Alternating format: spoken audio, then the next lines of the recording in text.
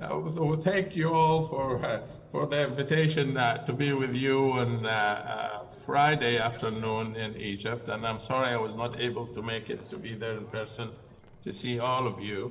And I'm really, I thank you, the scientific committee, for giving me the opportunity to talk to you about a very important topic and close to my heart.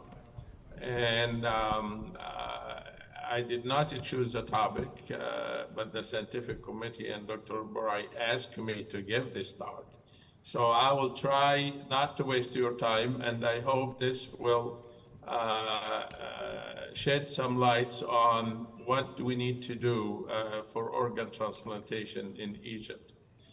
The topic is how to establish an organ transplant center, but I think the problem is way above that. What I would like all our young generation, whoever listening to us today, is we need to keep this in our mind all the time. The godfather of medicine, what he said, wherever the art of medicine is loved, there is also love of humanity. So we would take the medical professional from being a professional career to a mission in life to help other people. We're talking about organ transplantation now, how to establish organ transplantation after more than a century of the first corneal transplant that was done in humans. And after that, get the kidney transplant, which would be the easiest organ to transplant, that was successfully done in the twins by Mary in 1954. So we almost, 70 years now, and we start talking about how to establish an organ transplant center in Egypt. Now here you just see medicine is, any innovation in medicine usually go with, they call it the spring fever.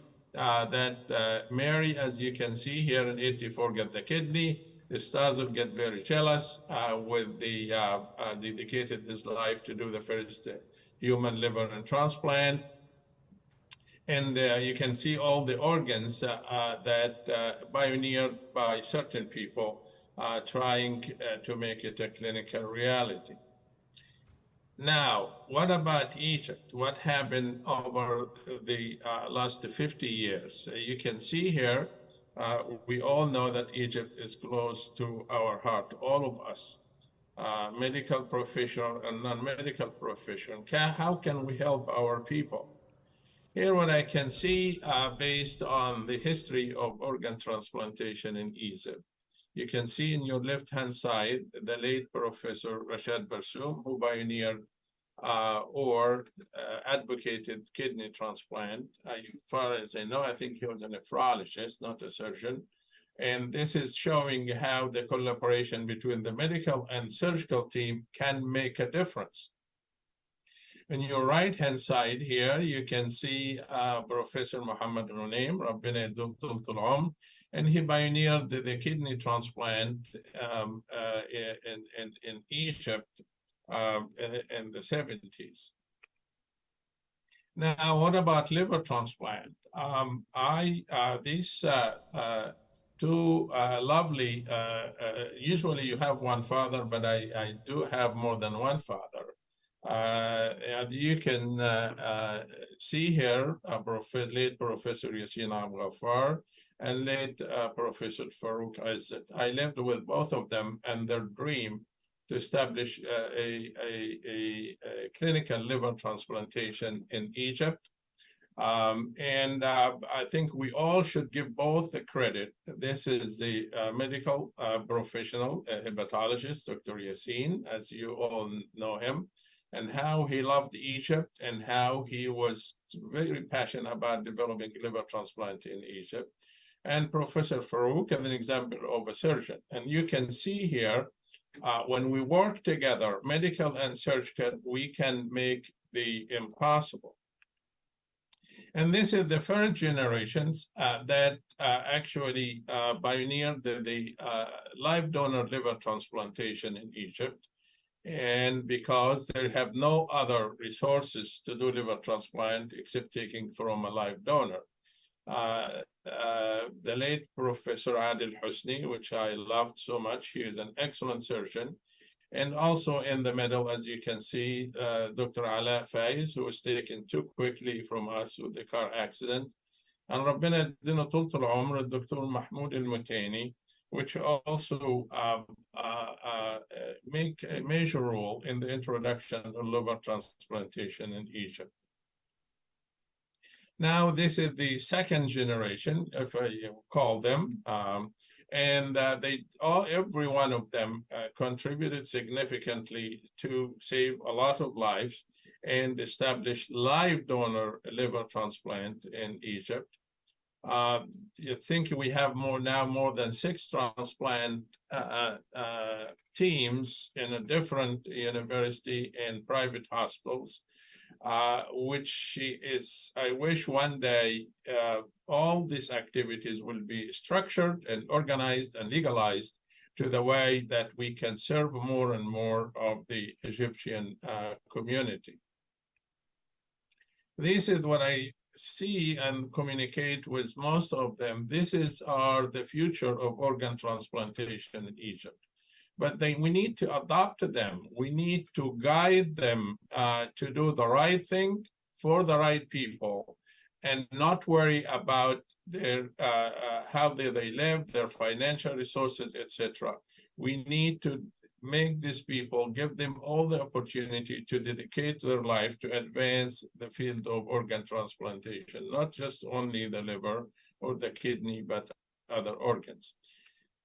And in 2022, I have the opportunity to participate with the entire team that in the establishment of the Egyptian Liver Transplant Society. And this was a very successful meeting on 22, as spread the knowledge among all the young generations in Egypt and the Middle East.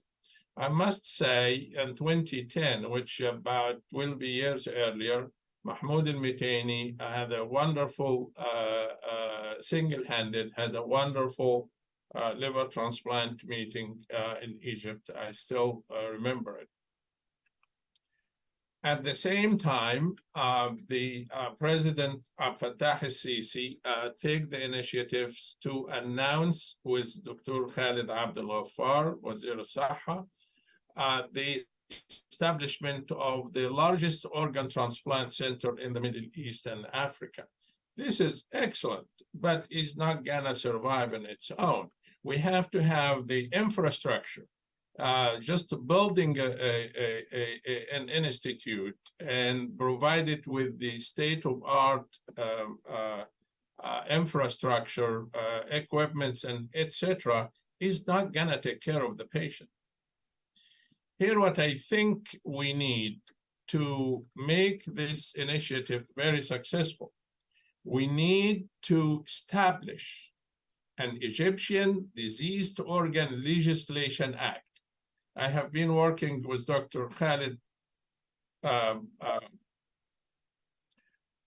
for the last year or so on how to put the infrastructure for diseased organ transplantation. And I'll tell you why. You cannot have an organ transplant center without legislative act for diseased organ.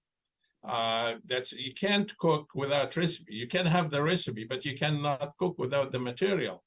Okay, we're gonna live in a cycle with the live donor organ, liver and kidney transplant, and we're not gonna go anywhere.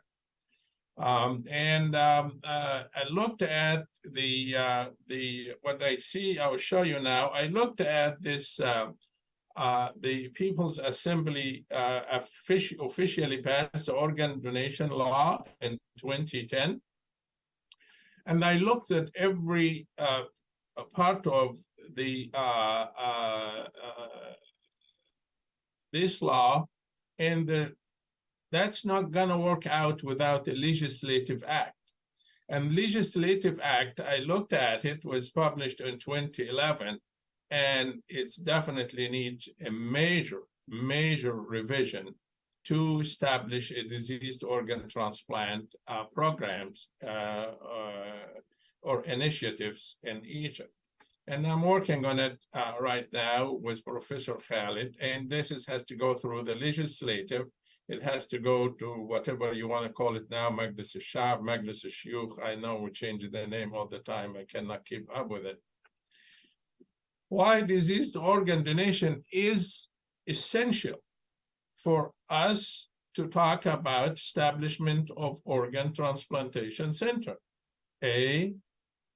Without diseased organ transplantation, we lose lives thousands of lives, hundreds every day across the country with different organ failure, liver failure, kidney failure, that they don't have a live donor that can give them the piece of liver or the kidney they need. The lung, the heart, the intestine, which I'm suffering with all the patients who has gut failure now in Egypt, trying to do as much as they can from non-transplant surgical innovative procedure that I was able to develop over the last 10 years, but still not enough. And in addition to that, we're wasting an organ, the gift of life from God. God gives this as organs, and we don't want to go back to the turab that we call it without saving another lives before we leave earth. Our brothers, our sisters, our daughter, our wives, etc., etc.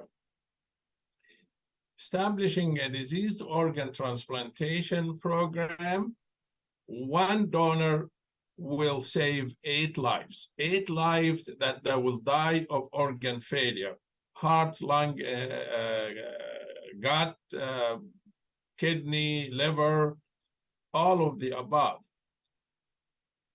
And in addition to that, there is the tissue donation, the cornea, the joints, etc., will also change the quality of life of many other patients who are suffering. In addition to that, there is certain organs we cannot transplant it from a live donor. We cannot do a multivisceral transplant from live donor. Then I have to kill the donor before I take the organs, okay? As you can see here on your left-hand side, this is a multivisceral, liver, pancreas, intestine. This is a liver intestine. And with the pancreas, and this is the full multivisceral, liver, stomach, duodenum, pancreas, intestine, and liver. All of this, a human being cannot live without this organ, so we cannot do it from a live donor. Also, the pancreas. We have a lot of juvenile diabetes patients in Egypt and the Middle East, and you cannot do full pancreas transplant from live donor. The double lung, and I'm familiar with what happened in the Ain Shams University with this live donor lung. It's not going to work out. It's not going to work. We're hurting patients, donors, and we're not succeeding in saving lives. The heart, of course, none of us can live without a heart, right? The outcome is excellent. As you can see here, this is from the UNIS data, or international data, or American, North American data. You can see this is the heart, this is the liver, this is the kidney, these are the lungs, and you can see the 5-year survivals go from, of course, the kidney had the best outcome. We know that. Then the liver, and then the heart and the lung. So the results are excellent. And what are we waiting for? I'm going to show you or share with you the video we developed and we aired in the liver transplant meeting in 2022. And I hope that will shed some light and give you some perspective that how important diseased organ donation is essential for the Egyptians, for every single human being. All of us need this program to be established and developed, because we all at risk of dying from any organ failure at any time.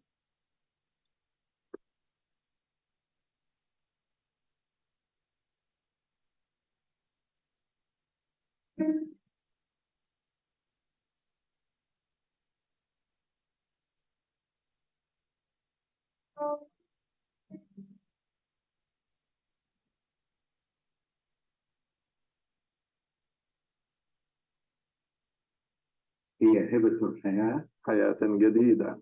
هدية من ربنا. هي فرصة تانية للحياة لناس كتير جدا، هي إعطاء حياة، نهر تاني من الحياة والعيشة. حياة جديدة، فرص جديدة لحياة جديدة، تبرع حياة، أمل جديد للحياة. هي أمل، وهي أمل حقيقي، باعث للحياة، هي هبة للحياة.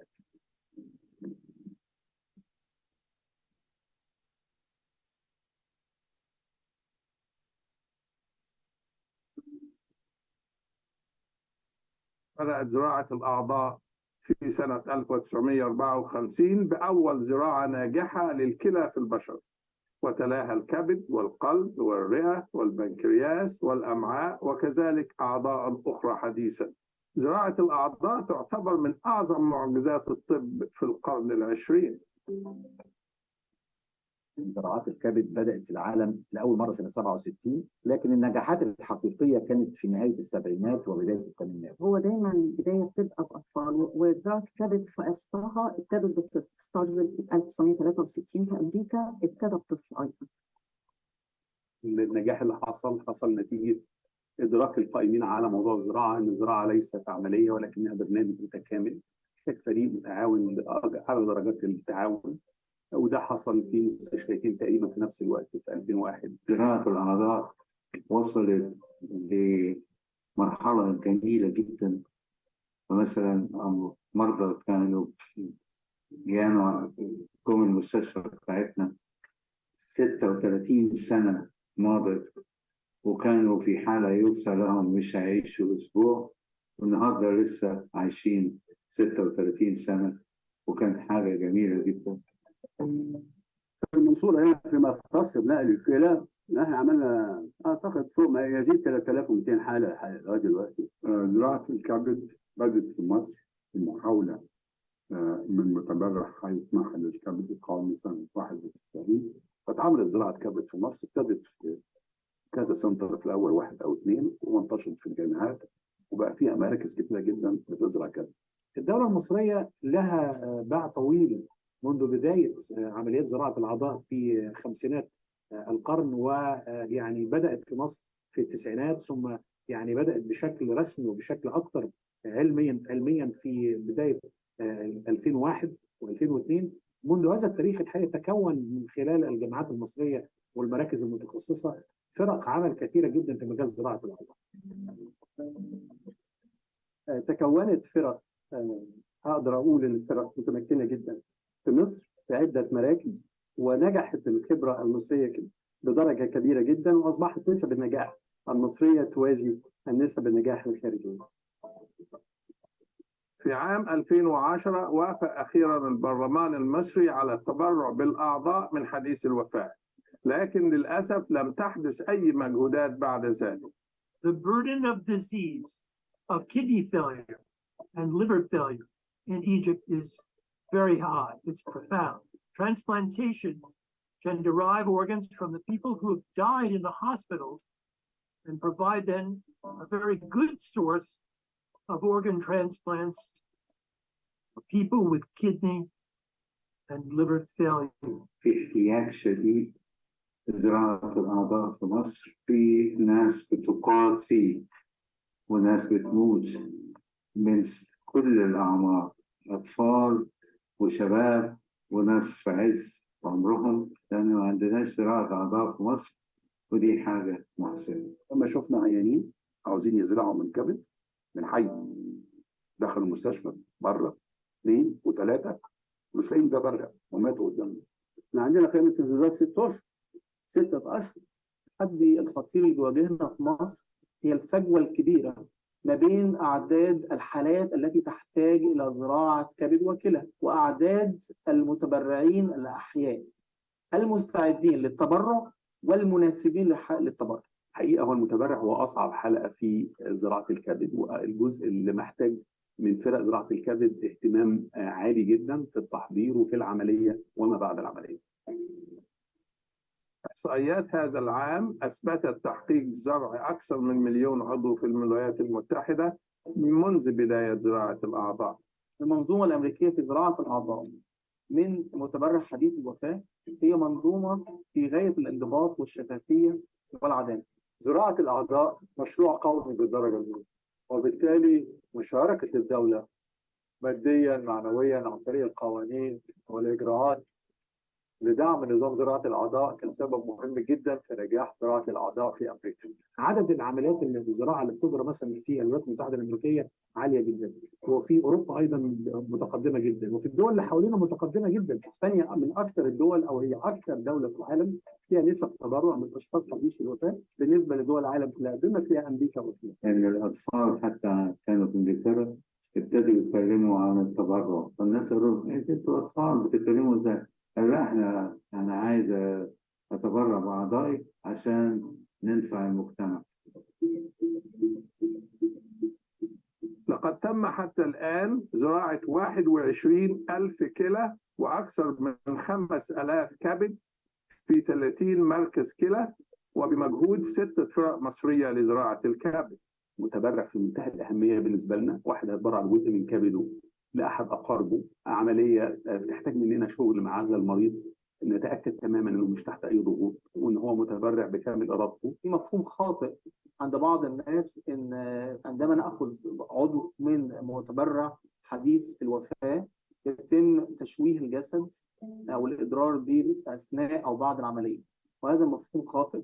عاده نتعامل مع هذا الجسد بالضبط كاننا بنتعامل مع جسد انسان حي.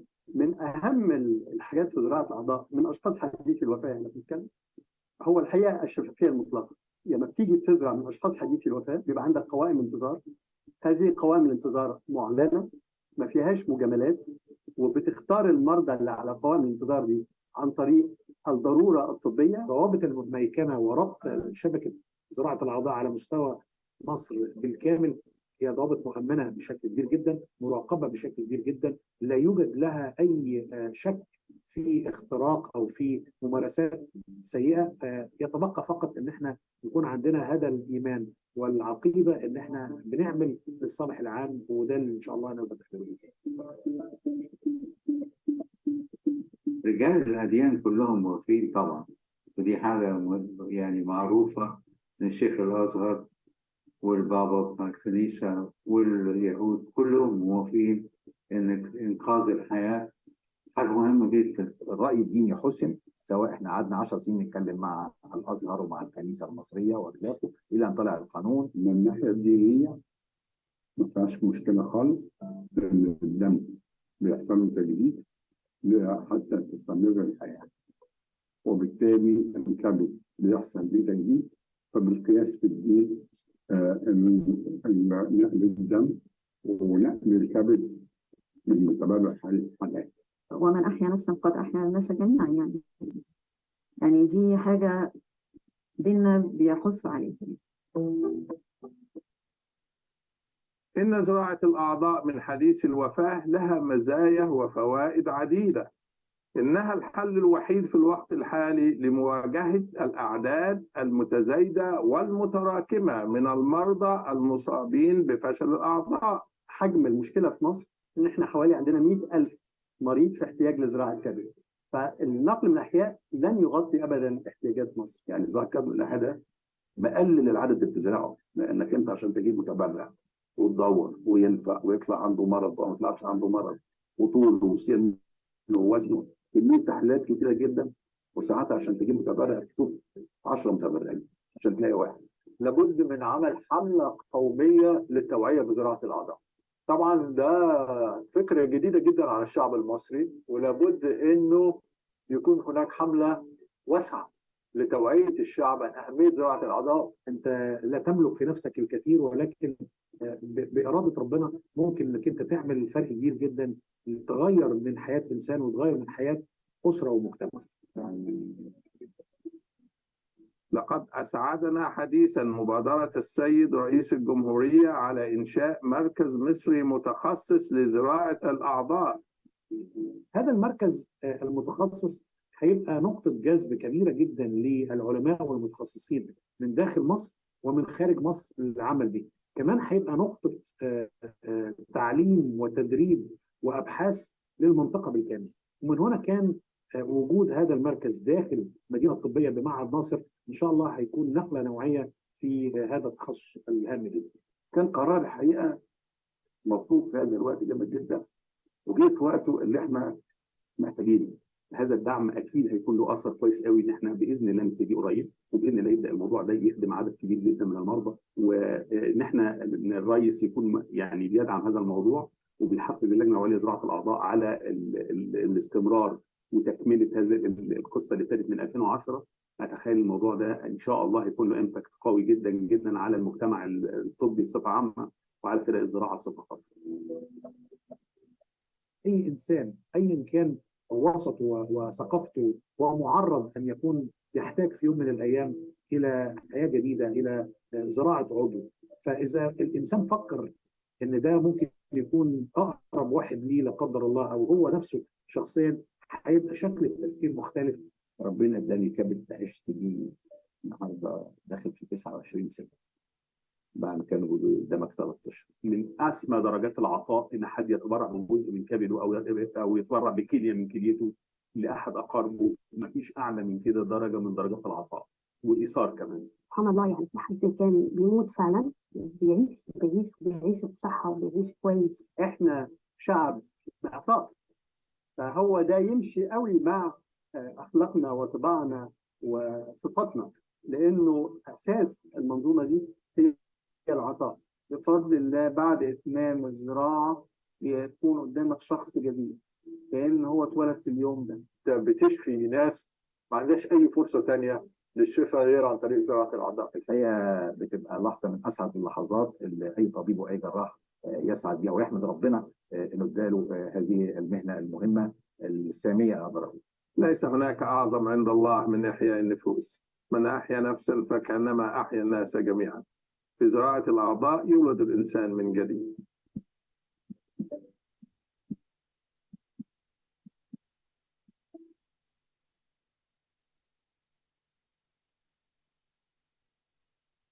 Well, thank you very much for, I hope you all enjoyed this video. I think it's a cornerstone in our efforts to educate the Egyptian public and across the entire country to change the notion and the belief about donating organs after death. I personally went through emotions of hope and despair, trying to help my home country with what I developed, I learned over the years. And you can understand exactly what I'm coming from. I wake in the morning, I have a lot of hope, and next day I heard some news that make me set me back another 10 years. If we're gonna look, this all just trying to prepare you how to establish an organ transplant center across the country, nationwide. The diseased organ donation, we can donate after a brain death, or we can donate after a cardiac arrest when the heart stop beating. And nobody can argue with that. Brain death, we have a lot of this disbeliefs and et cetera, but look at Egypt is still maybe the only country in the Middle East that there is no diseased organ donation. We used to take the lead in the medical field and science over the years, and I don't know why we are so behind in that aspect that save lives.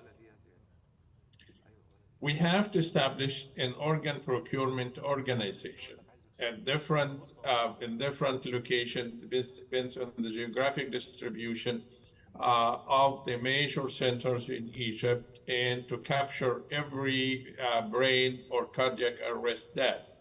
And the organization goes, as you can see here, a diagnosis of brain death or cardiac arrest. Then we make the diagnosis, we report to this OPO, which is independent organization, mostly controlled by the government and legislation I will share with you, and then discuss with the family and then get the approval. And you can see here, you get retrieve the organs and transport to the organs. And we have excellent roadmap now in Egypt. There will be no issue at all. And go to the center where the recipient is to do the transplant. To do that, we definitely need an infrastructure and support logistics to establish this such an important network. You can see here we have to have qualified intensive care units and personnel, and I have been in touch with 3 or 4 well-known intensive care unit physicians in Egypt that they participate in live donors. And then you have to have transplant coordinators to coordinate all the efforts. We do the tissue typing where the donor is, and then they harvest the organ and transfer the organs and do the successful transplant. So to preserve the organs, we use different, over the years, there was an evolution of the solution we use. I call it the Ice Age, and I tell you why. And most of the centers either use HTK or UW solution, maybe too much details for you. But over the last 10 or 20 years, mechanical perfusion of the organs has been established at many centers, trying to mimic the physiologic state that the organs can live in it without any ischemia reperfusion injury that affect the quality and the lifespan of the organ. And here, what I think is going to help us tremendously in Egypt, if we don't go with the brain death protocol, we go with the cardiac arrest protocol, which nobody can argue with. And you can see here the mechanical perfusion start with the kidney, but this is a non-physiologic, and then hypothermic perfusion. Just still the temperature of the organ is low to reduce the metabolic activity. But now we have this normothermic ex vivo perfusion system that actually developed by an Egyptian clinician. And he actually, his background as a cardiac surgeon is Walid Hassanain. And I truly believe this machine will be essential to have in Egypt, which he's willing to do so to help our efforts. And then we'll keep the organs very viable and resolve any damage from the cardiac arrest. The question, we may be, most of the non-transplant physicians know that how long can the organ stay viable in the cold solution or with the mechanical perfusion or normothermic perfusion. These numbers really change with the normothermic perfusion, because with the normothermic perfusion, the organs live as if they are alive in the human body. You can see the heart, lung, and the intestine are the most sensitive organs for cold ischemia, followed by the liver, pancreas, and the kidneys. In other words, we have the facilities to transport these organs from any place in Egypt, south to east, the Delta, Alexandria, etc., etc. There is no excuse at all. How do you distribute the organs? Who will get the organs? As you heard from the panelist, about the blood type, and these are and the HLA match, like exactly what you have patient with inflammatory bowel disease. All these are markers will help us to reduce the risk of rejection of the transplanted organ. And then there was allocation policy for each organ, and that's what's missing in Egypt. In the Legislative Act of 2011 was definitely written in a very primitive way, and we will not be able to have a legislative act without modifying that policy. For the kidney, we went through phases over the last 30 years with the United Network of Organ Sharing, and it goes, there were changes over the last 30 years to deliver the best organ for the needy patients with transparency and everything else. So we'll show you a slide showing that. And for the liver also, patients with acute liver failure versus kids with chronic liver failure. And we established over the last 15 years what we call the Milk-Pilt score. So he was expected to die without transplant within the next 6 months. And these are the patients who will have the priority to receive the organs. By establishing an Egyptian network of organ sharing, these are the essential requirements. I should emphasize on equity, transparency, the legislative acts which must be done to establish a successful organ transplant centers, not just one center. And these are the resources, organization, and transportation. After you put the organs in, we need an immunosuppressive agents, which something maybe goes beyond what we have maintenance immunosuppression in Egypt. There is a induction agents that we definitely am working on trying to make them available in Egypt.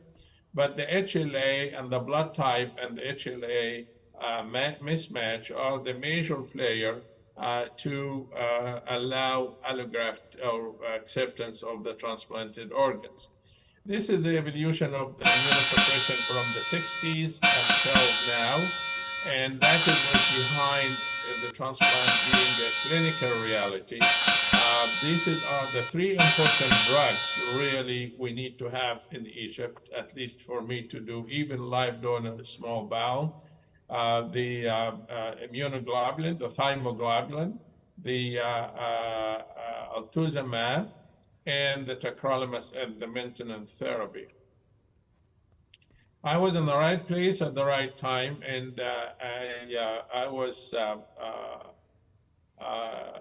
have the honor to work with Starzl, and together, hand in hand, we developed the tacrolimus or Prograf, the very important immunosuppressive drug to control rejection and alleviate the immune response in the recipient.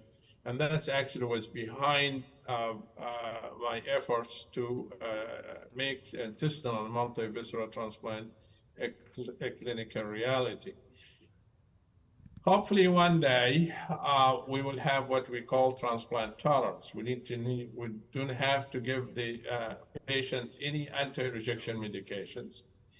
And we see occasional cases, or maybe 10–15% of the liver transplant patient, they can come off immunosuppression because the liver is a tolerogenic organ. So until this happened, you can see Peter Madouar, if his Lebanese descent, and he was the first, he was a zoologist, and he was the first to prove the transplant tolerance in animals. The transplant center is part of the piece of the puzzle. To establish a transplant center, you have to have all ancillary activities on the public side, on the financial side, on the government side. And here is the organization chart. It's very busy slide, but that's actually what you need to develop a transplant center. And I will show you here that this is a summary. If you have a transplant center, you have to have a clinical part and you have administrative part. And these both together work together in harmony to have a successful transplant center. And these all the human resources you need. Too many specialities, they have to work together in a cohesive way. But you have to keep in mind that patients is the center of the core. Patient has to come first. We all have to work together to serve the patients with no any personal incentives. And to have a transplant administrator to put everybody together and to connect to the dots is very essential for a successful harmonic relationship between the clinical and the administrative personnel. Well, just for summary for you is this, the infrastructure we have to establish a transplant center. We have to have a transplant law, which I call it the legislative law. I just shared with you, and I'll show you a slide. What are the contents that we need to work on? A national competent authority.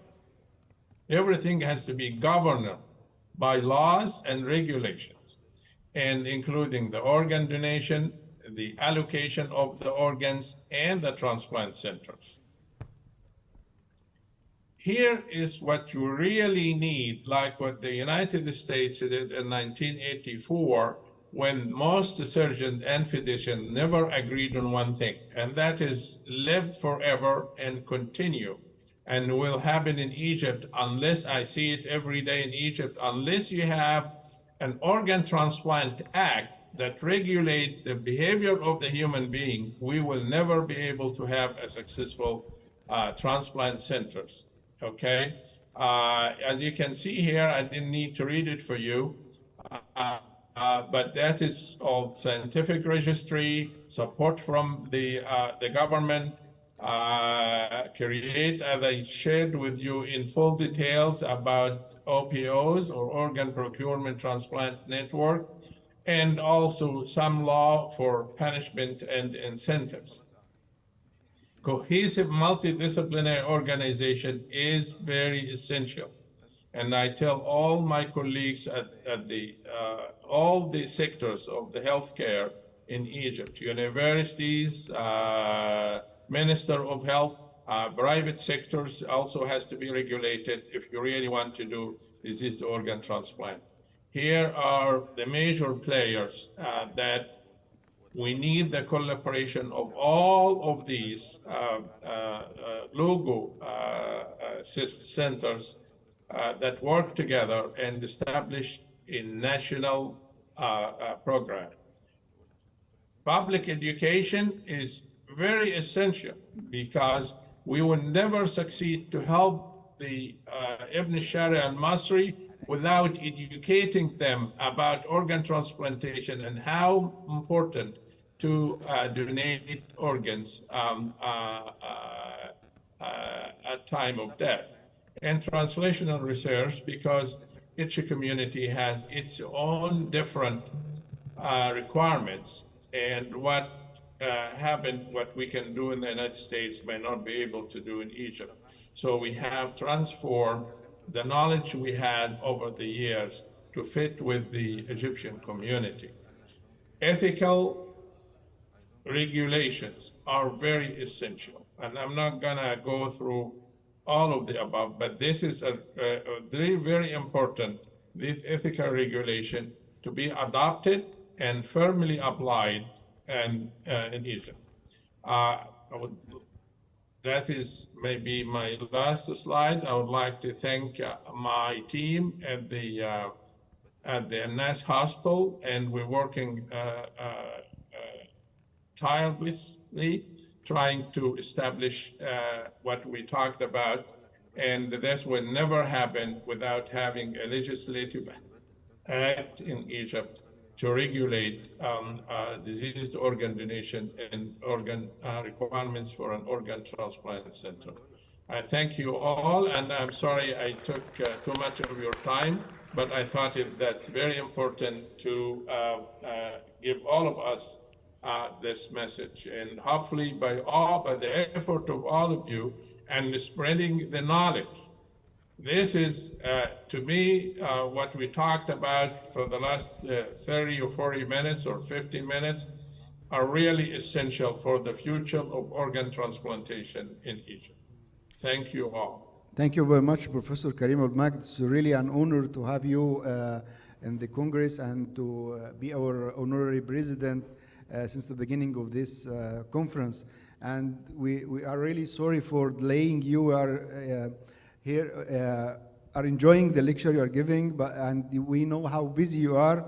And we thank you again, all of us and the conference board, for bearing with us for this unexpected delay. That's okay. No worries. Thank you very, very much. Glad if any question, we're glad to answer.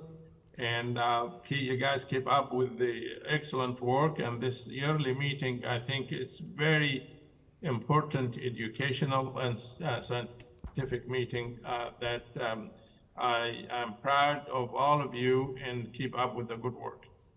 Thank you. Thank you very much, dear Professor. We'll be contacting you if any questions. We'll send by email, and we hope to have you with us here physically next year, inshallah. Yes, we hope, inshallah, next year. Thank you. Thank you very much. Thank you.